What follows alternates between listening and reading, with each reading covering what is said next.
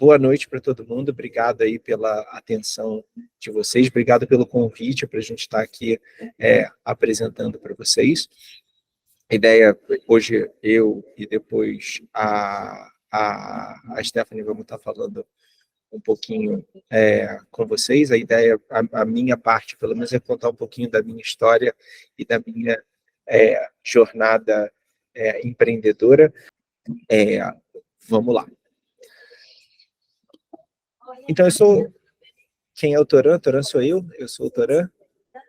Eu gosto de brincar que eu sou o cara mais fácil de você encontrar na internet, porque com esse nome, na verdade, no mundo inteiro só tem ele. Então, tudo que você encontrar, quando você buscar Toran Rodrigues no Google, tudo que você encontrar pelo bem e pelo mal sou eu.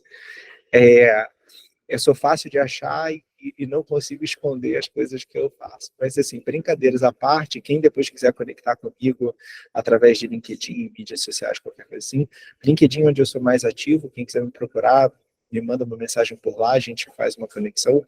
Muitas das coisas que a gente vai conversar hoje, eu também escrevo sobre isso dentro do LinkedIn. Quem tiver curiosidade de saber um pouquinho do meu passado, eu já fui colunista de alguns sites diferentes, então, se buscando pelo meu nome, vocês vão achar alguns sites diferentes de tecnologia com textos mais antigos com o meu nome. Mas meu background é técnico, tá? Eu me formei em engenharia da computação há quase 20 anos atrás, em 2005, no final de 2005. Então, já tem um tempinho que eu me formei.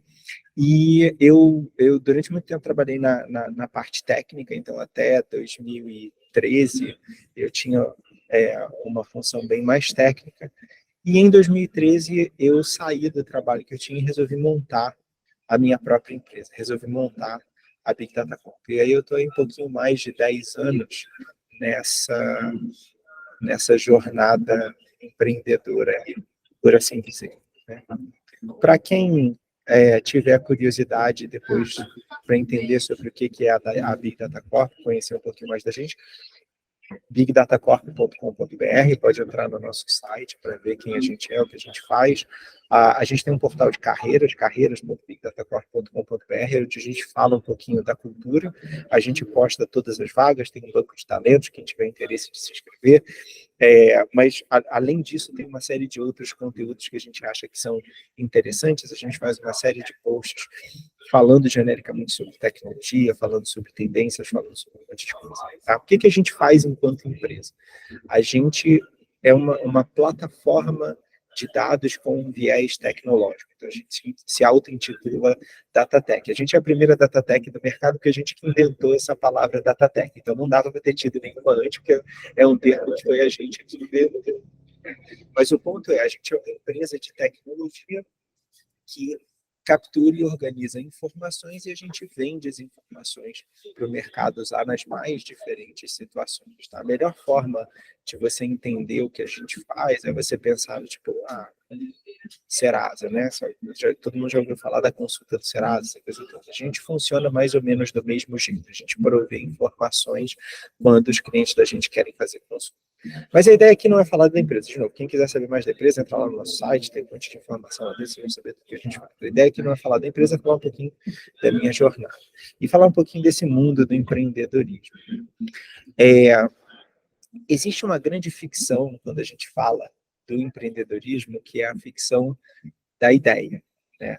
A gente, especialmente aí nos últimos, talvez, 10, 15 anos, 20 anos, alguma coisa assim, houve uma romantização do processo de você empreender, e essa romantização passa muito pelo gênio que tem uma ideia incrível. Né? Então, assim, eu estava tomando banho um dia, e aí eu vi, sei lá, um passarinho comendo uma mosca e tive uma ideia brilhante sobre a empresa e aí inventei o melhor negócio do mundo. Né? Eu inventei o Facebook, eu inventei o Google, o que quer que seja. E essas histórias, elas acabam fazendo parte da mitologia das empresas e da mitologia dos próprios empreendedores. Né? Existe uma forçação de barra muito grande para você participar dessa mitologia. E a primeira coisa que eu sempre gosto de ressaltar quando eu falo sobre empreender e sobre essa jornada empreendedora é de que essa coisa de você ter uma grande ideia é um grande mito. Na verdade, a maioria das ideias elas não vêm bem formadas. A gente passa por uma série de revisões e transformações ao longo da vida da empresa e a gente descobre ao longo da vida da empresa o que a gente faz, né? Quando eu comecei a empresa lá atrás, em 2013, eu tinha a ideia de fazer uma coisa que não tem nada a ver com o que a gente faz hoje. Eu tinha uma visão que era completamente diferente. E, na verdade, eu levei talvez uns 5, 6 anos trabalhando na empresa e construindo o que a empresa era para conseguir efetivamente poder explicar para as outras pessoas o que a empresa era, o que a empresa fazia, e para eu mesmo entender o que eu queria que a empresa fosse. Né? Então, não existe essa coisa da grande ideia, não existe essa coisa do, eu tive uma ideia brilhante e aí eu vou correr atrás e vou fazer aquela ideia acontecer. Na verdade, existe um processo de transformação e de amadurecimento. E aí, uma dificuldade que a gente enfrenta quando a gente começa a entrar nesse mercado de startups, a gente começa a entrar nesse processo de empreender, é que a gente é constantemente bombardeado pela notícia dos unicórnios, dos bilhões de dólares de investimento, da empresa que foi comprada por centenas de milhões de bilhões, e as pessoas que ficaram ricas, enfim, um monte de histórias que no final são só isso. Elas são histórias. A maioria das coisas que as pessoas falam, a maioria das coisas que as pessoas dizem que acontecem e a forma que as pessoas dizem que acontece são histórias.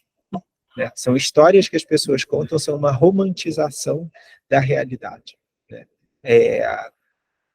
Se você quer fazer um unicórnio, a forma mais fácil de você fazer um unicórnio é assim, você cria uma empresa com 1.000 ações, e aí você vende, ou melhor, com 1 milhão de ações, e você vende uma dessas ações para sua mãe por R$ 1.000. E aí, automaticamente, a sua empresa virou um unicórnio. Você tem 1.000 ações, você tem 1 milhão de ações, cada uma vale R$ 1.000, sua empresa vale R$ 1 bilhão, né? Ou você vende por $1.000, aí você criou um unicórnio. Né? Então, assim, esses termos, na prática, eles não significam nada. E a gente está vendo isso um pouquinho agora, essa realidade está ficando um pouco mais visível agora, acho que para todo mundo, né? A gente está vendo demissões em massa, empresas fechando, o pessoal tendo problema, essa coisa toda, mas aí nos últimos, sei lá, 7 anos, 5, 6 anos, alguma coisa assim, a gente teve um momento onde tinha uma euforia muito grande, essa coisa de que você tem que crescer, você tem que ser grande, você tem que ser o maior e tem que valer bilhões, essa coisa toda, é uma pressão que existe. Né?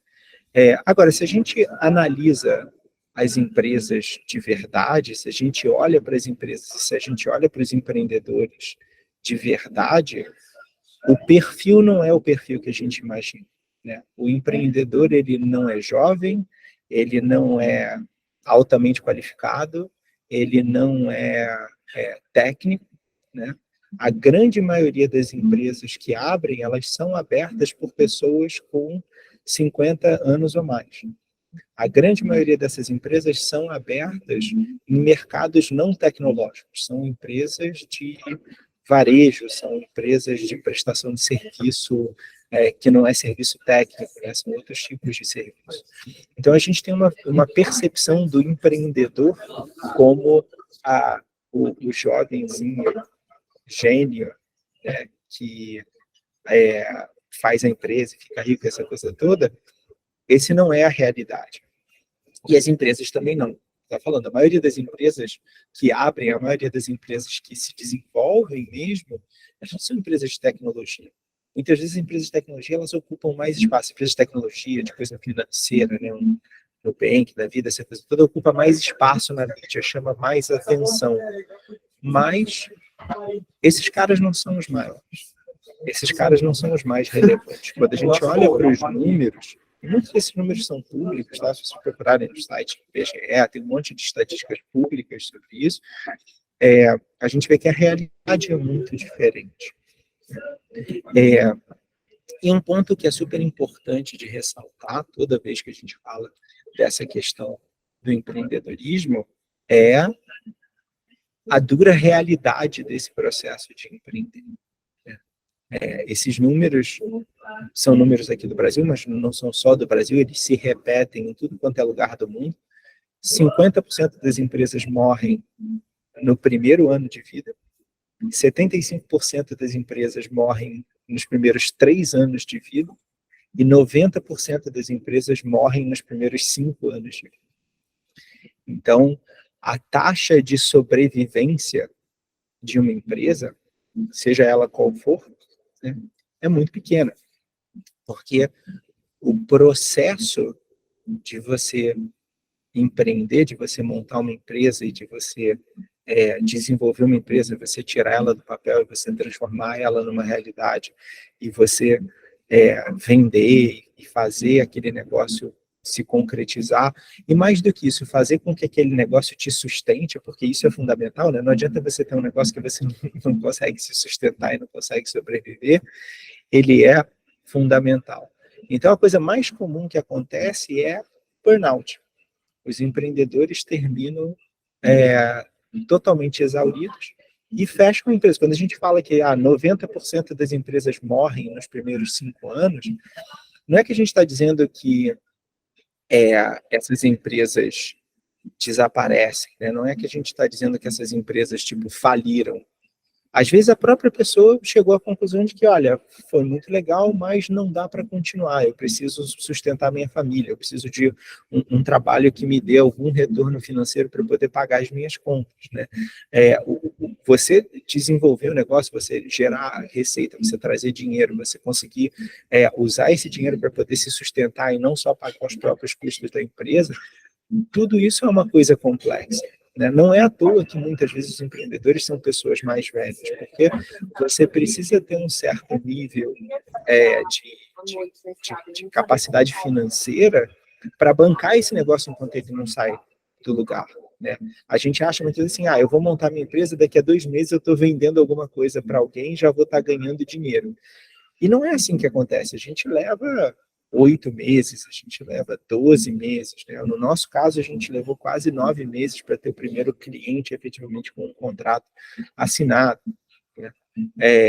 E enquanto isso, a gente estava gastando dinheiro como a gente é uma empresa tecnológica, né, a gente estava gastando dinheiro com servidor, com computação na nuvem, com um monte de coisas que são mais da nossa área, mas toda empresa tem custo. Você vai pagar um aluguel, você vai pagar um funcionário, você vai pagar a luz, a água, você tem conta para pagar. Né?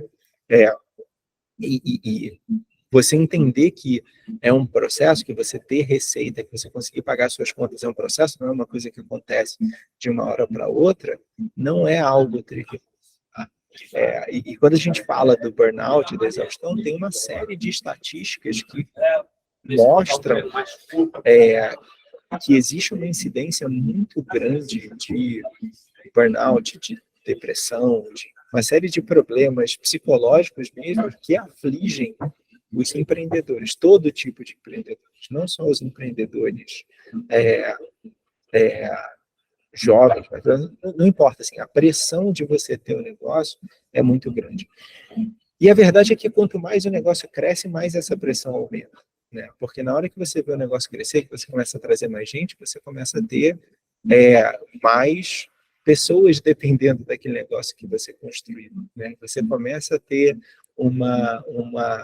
uma coisa que você até vai relutar mais em abrir mão daquilo, porque você já batalhou muito tempo para construir aquele negócio. Então,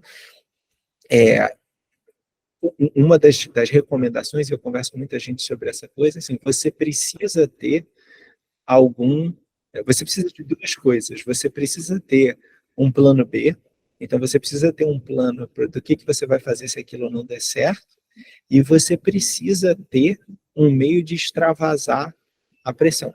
Cada um vai encontrar o seu, pode ser uma atividade física, pode ser algum curso que você faça, pode ser qualquer tipo de atividade, mas alguma atividade que te permita extravasar um pouquinho a pressão que você sofre quando você está nesse processo é fundamental. Né?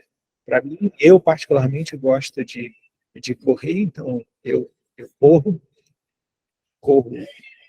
para treinar, corro corrida de verdade, correr maratona, essas coisas, Mas, assim, eu conheço gente que joga videogame, eu conheço gente que faz as mais diferentes, tem gente que faz meditação, enfim, tem os mais diferentes tipos de mecanismos para você lidar com essa pressão. Mas você ter esse mecanismo é fundamental, né? Porque é um nível de pressão que você tem que é muito grande. Um outro ponto que eu sempre gosto de comentar, e eu acho que isso vale para qualquer tipo de negócio que você esteja montando, né, é que hoje não existe nenhum negócio que não seja um negócio de tecnologia. Não existe nenhum tipo de negócio que você vá montar que não envolva diretamente a parte de tecnologia e especialmente a parte de programação. Ah, isso significa que eu preciso saber programar? Não. Há 20 anos eu falo que as pessoas não deveriam aprender a programar, né? Porque a gente ia ter ferramentas que programam para a gente. Hoje isso é verdade.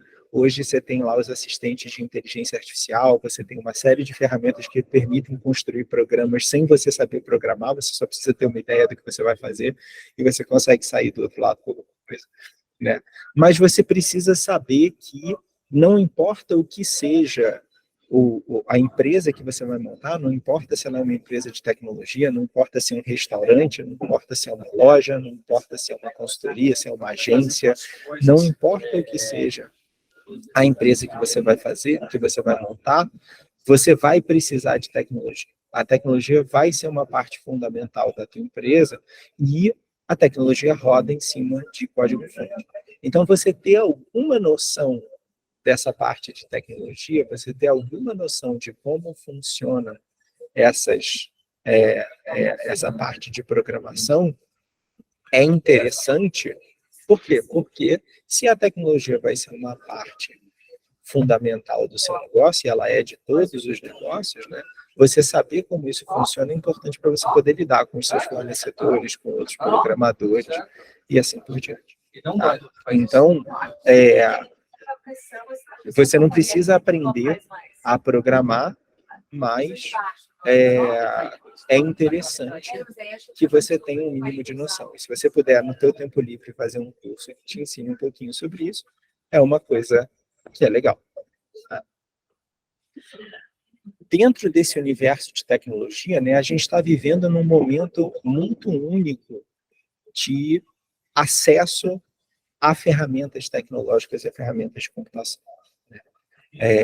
Essa transformação que a gente está vivendo da parte de inteligência artificial, o poder que essas ferramentas têm hoje de produzir conteúdo, de ajudar a gente nas mais diferentes coisas que a gente ou tenta fazer, é uma coisa que é completamente transformadora, né?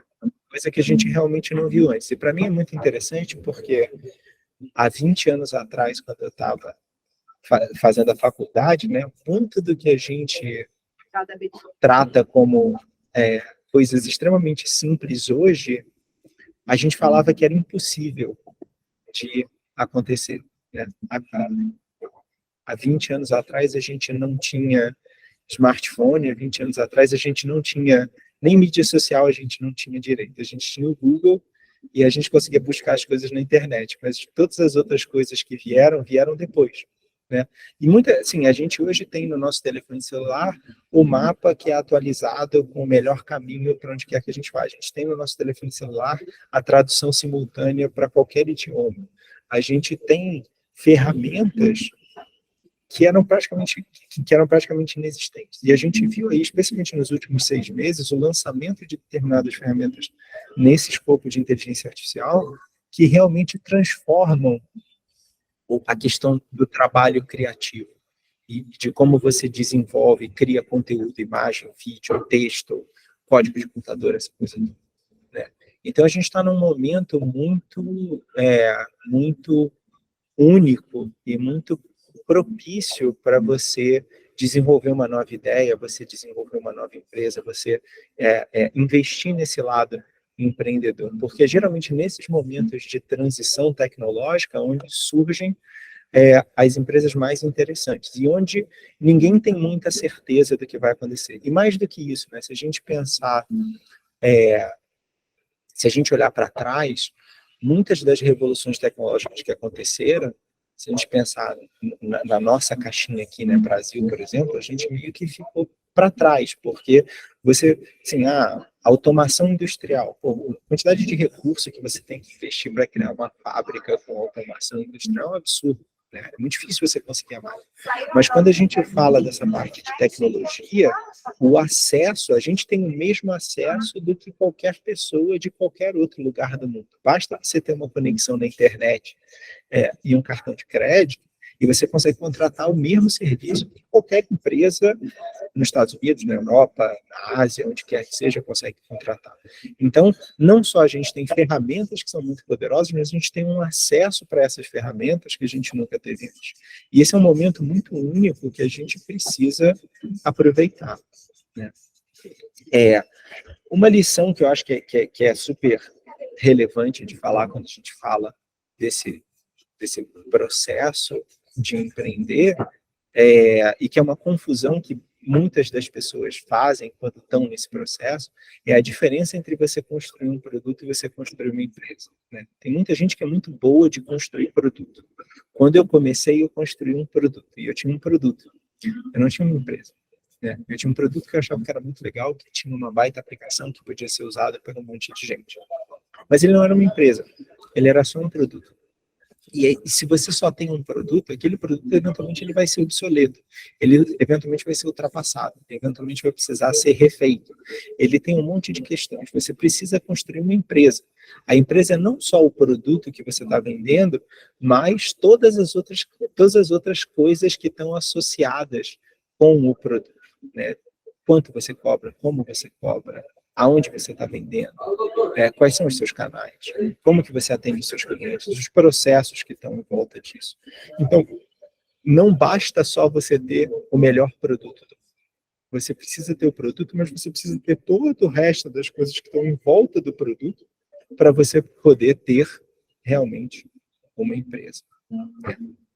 E um outro erro que é muito comum quando a gente está começando a empreender é a gente assumir que um dia, né, é uma unidade infinita de tempo. Então a gente acha que qualquer coisa a gente consegue resolver em um dia, que o nosso trabalho a gente tem capacidade de trabalho suficiente para fazer qualquer coisa que chegue para a gente fazer em um dia, né? Então a gente é muito ruim de estimar o tempo que a gente vai levar para fazer as coisas. Porque a gente acha que tudo vai ser resolvido em um dia, tudo vai ser resolvido rápido. E não é assim que as coisas acontecem de fato, né? Um dia não é uma unidade infinita de tempo. Um dia é um dia, são 24 horas, né? E pelo menos, sei lá, 8, 6, 4, se você dormir muito pouco, mas pelo menos 4 horas desse dia você vai estar dormindo. Dessas 24, você vai estar dormindo. 4 horas de 24 já foi, 1/5 do seu dia já foi embora, né? Fora o tempo que você tem que usar para fazer outras coisas. Então, assim, o nosso tempo é limitado. O nosso tempo é um recurso que é limitado. Quando a gente está começando uma empresa, começando um negócio, ele é talvez o recurso mais limitado, é ao mesmo tempo o recurso mais valioso e o mais limitado que a gente tem. A gente precisa aprender, e essa é uma das coisas que a gente precisa aprender o mais rápido possível, como que a gente aloca o nosso tempo, como que a gente aloca o nosso tempo no tempo, né? Não o planejamento de um dia, mas o planejamento de vários dias, de várias semanas, de vários meses, de vários anos, para a gente poder realmente usar corretamente esse tempo, né?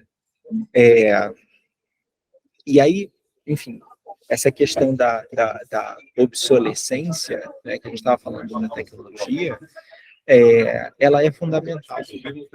E a gente tende a levar isso muito para o lado de tecnologia do tipo, o computador A, o B e o C, mas isso vale para todos os aspectos da nossa vida, né? Pensa em todas as ferramentas que eventualmente você está aprendendo a usar na faculdade para trabalhar. Provavelmente todas elas, talvez não quando você se formar, mas daqui a uns 5 anos, a 10 anos, elas vão estar obsoletas, elas vão estar ultrapassadas. Elas vão ser substituídas por outras ferramentas melhores, mais eficientes, né? Você precisa estar Ao mesmo tempo que você precisa estar o tempo inteiro se atualizando das ferramentas, o grande lance é você focar no conhecimento que está por trás, né? No que você sabe, em como você usa a ferramenta, e não na ferramenta, na utilização da ferramenta propriamente dita. Assim, para que aquela ferramenta serve? Se eu sei resolver o problema, a ferramenta é uma ferramenta, né? É aquela coisa, eu preciso prender uma estante na parede. Eu posso usar um prego, eu posso usar um parafuso, eu posso usar cola, eu posso usar várias ferramentas diferentes para prender a estante na parede, né? Algumas vão ser melhores, outras vão ser piores. De repente, amanhã vão inventar um negócio novo que eu não conheço e vai ser melhor ainda. Mas se eu conheço o processo de prender a estante na parede, se eu sei que a ferramenta, o que eu usar para prender a estante na parede vai variar o peso que eu posso apoiar naquela estante, eu entendo de prender a estante na parede, independente da ferramenta que eu estou usando para fazer isso. Então, na hora que a ferramenta mudar, eu continuo entendendo de como se prende uma estante na parede, né? Você conhecer esse processo por trás é fundamental. E aí, meio que combinando essas duas coisas, né, enfim, voltando um pouquinho para a questão do tempo, uma lição que é super importante de todo empreendedor, é super importante ao mesmo tempo, é super difícil de todo empreendedor aprender, é que não necessariamente você tem que ocupar na empresa o espaço em que você é o melhor da empresa em fazer aquilo. Você pode ser a melhor pessoa do mundo no lado financeiro, em fazer conta, montar planilha, fazer análise financeira. Isso não significa que você tem que fazer o papel do financeiro, porque às vezes você pode contratar alguém para fazer o papel do financeiro, mas por mais que você seja o melhor em fazer planilha, o seu tempo é melhor gasto, por exemplo, vendendo, ou desenvolvendo, ou fazendo qualquer coisa desse tipo. Então, existe um conceito de que você não tem que procurar fazer o que você faz melhor do que todas as outras pessoas. Você tem que procurar fazer o que agrega mais valor para a empresa como um todo, né? E essa é uma coisa que é difícil de aprender, porque a nossa zona de conforto é a gente fazer o que a gente sabe fazer melhor. Assim, o melhor que eu faço é, sei lá, design visual, então eu vou focar em fazer design visual. O melhor que eu faço é programação, então eu vou ser o programador, né? Mas muitas vezes não é esse que é o melhor da empresa. Você pode ter um programador que não é o melhor programador, mas que vai resolver o problema e o seu tempo é melhor usado, por exemplo, vendendo, né? Então, são coisas diferentes e você precisa aprender a reconhecer essas coisas. E, obviamente, ninguém constrói uma empresa sozinho. Você pode criar um produto sozinho, você pode tentar tirar uma coisa, mas mesmo que você tirar uma empresa do papel sozinho, é praticamente impossível, né? Você precisa de ajuda, porque não dá tempo de você fazer todas as coisas, e você não sustenta o mundo sozinho, né? Você precisa de gente junto com você, gente que você confia, gente que é boa, gente que soma, que tem habilidades que são complementares à sua, para te ajudar. Existe aquela frase célebre do Einstein, né, de que Deus não joga dados com o universo. Infelizmente, o universo é muito mais aleatório do que a gente acha que ele é, né? E isso, para mim, por exemplo, foi uma lição difícil. Como eu falei, né, minha formação é técnica, eu sou engenheiro de computação. O computador, ele é determinístico, né? Se entra uma coisa, sai outra, e toda vez que entrar um negócio, vai sair o outro. Mas se você não mudou nada ali no meio, o resultado é sempre constante, ele é determinístico. As coisas acontecem de uma forma determinística. O mundo não é determinístico. O mundo é aleatório. O sucesso, ele depende de muitos fatores que muitas vezes estão completamente fora do nosso controle.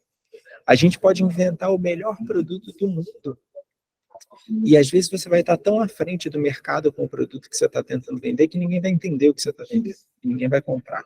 né?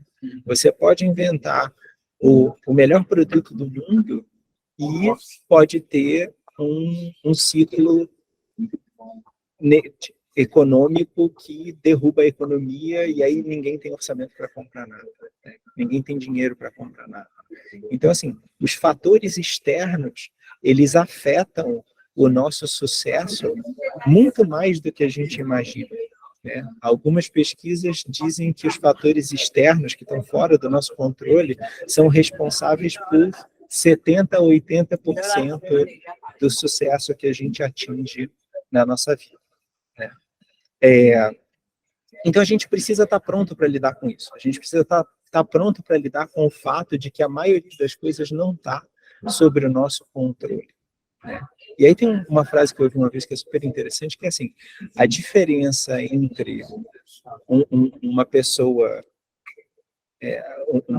na rua, né, qualquer, e um milionário é impulso, é trabalho, é dedicação, é suor, essa coisa toda. A diferença de um bilionário para um milionário é sorte, né? Quer dizer, não tem uma diferença de competência. O cara não é mais inteligente, não é um gênio, ele não chegou lá porque ele é absurdamente melhor do que todo mundo, né? Ele chegou lá porque ele deu sorte. Esses fatores externos impulsionaram muito mais ele do que, de repente, impulsionaram ele. E a gente precisa reconhecer e entender isso. E estar pronto para lidar com essa coisa da falta do controle e da sorte dentro da nossa jornada. Então, o conhecimento que a gente tem, né, e aí eu chamo de conhecimento técnico, mas o conhecimento técnico não é necessariamente técnico no sentido de saber programar, saber matemática, nada disso. É qualquer tipo de conhecimento de técnicas, né, que você usa no seu dia a dia, eles têm que servir como uma fundação para o teu desenvolvimento profissional e para a construção do que você vai fazer dentro da empresa. E com esse conhecimento técnico, você pode construir processos que reduzem os riscos dessa incerteza e de todas essas coisas que estão fora do seu controle, né? Bons processos bem estruturados, eles minimizam o risco, eles não eliminam o risco, é impossível eliminar o risco, né? Mas, se você repete aquele processo várias e várias vezes, na média, a coisa tende a dar certo, ou dar certo numa frequência que você consegue ter uma certa noção do que vai acontecer. Então, os bons processos, eles minimizam esse risco, eles minimizam a incerteza do negócio. O problema é que muitas vezes a gente só vai pensar nos processos depois que o negócio deu certo, né? E aí fica aquela coisa do rabo que abana o cachorro, né? Porque assim, agora que eu dei certo, eu posso pensar no processo. Pô, mas se eu tivesse pensado no processo, talvez eu tivesse dado mais certo, né? Ou tivesse corrido menos risco. Enfim, é uma relação que é muito engraçada. A experiência, ela te ajuda a reconhecer o momento externo. A experiência de vida, principalmente, ela ajuda você a reconhecer esses fatores externos que vão impactar o teu sucesso e, de repente, você escolher o momento certo de você fazer determinados movimentos ou você tomar determinadas decisões, né? Isso não é uma coisa que a gente nasce sabendo, isso é uma experiência que a gente adquire ao longo do tempo. E, por fim, a diversidade, né? E a diversidade é a diversidade em todos os sentidos, tá? Da diversidade de pensamento, de formação, de modo de ver o mundo, de experiência de vida, de gênero, de raça, de religião, do que quer que seja, ela é uma estratégia de sobrevivência universal. Quanto mais pessoas diferentes você conseguir reunir ao seu redor nessa jornada de empreendedorismo, mais seguro você vai estar, porque são as experiências diferentes que complementam os nossos pontos cegos e permitem a gente e trazem para a gente visões que provavelmente a gente não teria, porque, de novo, são pontos cegos, porque a gente não tem aquela determinada experiência. Então, essa diversidade, ela traz para a gente uma segurança e, de novo, ela minimiza o impacto das coisas que acontecem fora, né, que vem de fora, dos fatores externos que impactam a gente. Então, você deve, desde o momento zero que você está empreendendo, procurar essa questão da diversidade, procurar trazer pessoas diferentes, com backgrounds diferentes, de áreas diferentes, com pensamentos diferentes, né? Porque isso é uma estratégia universal.